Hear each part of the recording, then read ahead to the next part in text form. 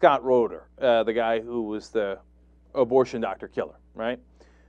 And Scott Roeder is now crying himself a river. When he was a tough guy when he had a shotgun in his hand. You know, he was a tough guy when he was killing unarmed people. But now that he's in court, of course, you get a lot of this.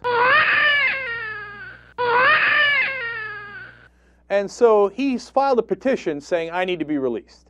Now, that's what defendants do, right? But here's an important thing you need to know. He was convicted of murder.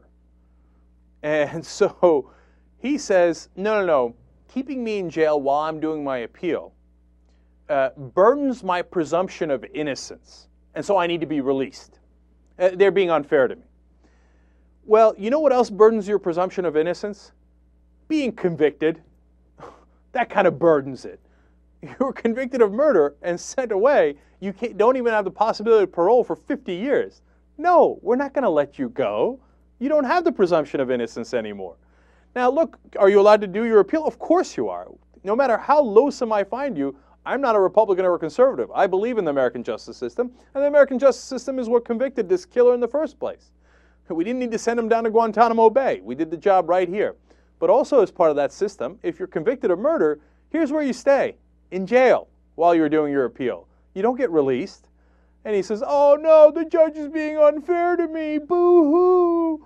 You know, I should have more rights than this. Well, you didn't really have much of a, didn't give, you know, Dr. Tiller very many rights when you shot him and didn't ask him about anything. And he says the prosecutors, I love this part, have made libelous allegations against me. Yes, they've called you a murderer because you were convicted as such. Well, that's not libelous after you got convicted. What do you want the prosecutor to do? Well, we'd like to refer to the defendant as perhaps someone who might have ended the life of another. No, you're brought up on murder charges. I mean, how much clearer does this need to be? But I will give him one thing, okay? He says that the people who are coming to visit him and writing to him, they're being investigated or looked into. I don't believe him, right? But if I was a judge, I'd look into that because I don't think that should happen. I don't believe in guilt by association. I don't believe in if family members or friends are visiting him, they should be investigated. I don't believe Scott Roeder at all.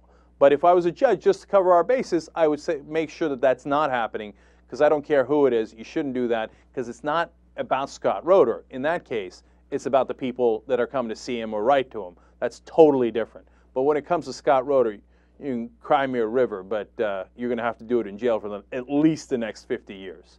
So good luck to you, except I don't really believe that. I believe you should have the worst kind of luck.